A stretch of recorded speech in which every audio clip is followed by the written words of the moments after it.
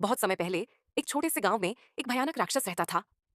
उस राक्षस का नाम कालनेमी था और वह बहुत शक्तिशाली और क्रूर था। वह अक्सर गांव में आकर लोगों को परेशान करता था और बच्चों को पकड़कर ले जाता था। एक दिन कालनेमी गांव में आया और उसने एक छोटे से बच्चे को पकड़ लिया। बच्चे का नाम वीर था और वह बहुत डरा हुआ था। कालनेमी वीर को लेकर अपने गुफा की ओर उड़ने लगा। गांव के लोगों ने वीर को बचाने के लिए बहुत कोशिश की, लेकिन वे कालनेमी का सामना नहीं कर सके। वीर की मां रो रो कर भगवान हनुमान को याद करने लगी। उसी समय हनुमान जी आकाश मार्ग से गुजर रहे थे। उन्होंने नीचे गांव में हो रहे इस अन्याय को देखा। एक राक्षस एक छोटे से बच्चे को पकड़कर ले जा रहा था और मां बेबस होकर रो रही थी।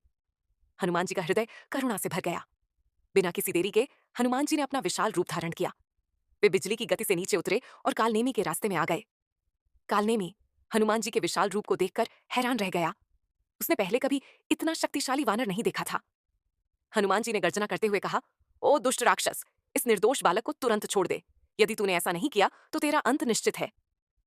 कालनेमी घमंड से हंसा और बोला, अरे वानर, तू कौन है जो मुझे चुनौती दे रहा है? ये बच्चा अब मेरा भोजन बनेगा। ये सुनकर हनुमान जी को बहुत क्रोध आया। उन्होंने एक जोरदार छलांग लगाई और कालनेमी पर टूट पड़े।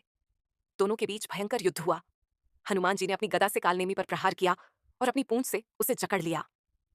कालनेमी एक शक्तिशाली राक्षस था, लेकिन हनुमान जी की शक्ति के सामने वह टिक नहीं पाया। अंत में हनुमान जी ने कालनेमी को पराजित कर दिया और उस बच्चे वीर को उसके चंगुल से छुड़ा लिया।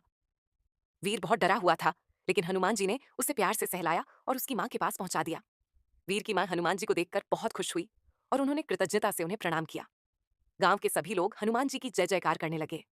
उस दिन से गांव के लोग हमेशा हनुमान जी को याद करते रहे और जानते थे कि उनका रक्षक कितना शक्तिशाली और दयालु है।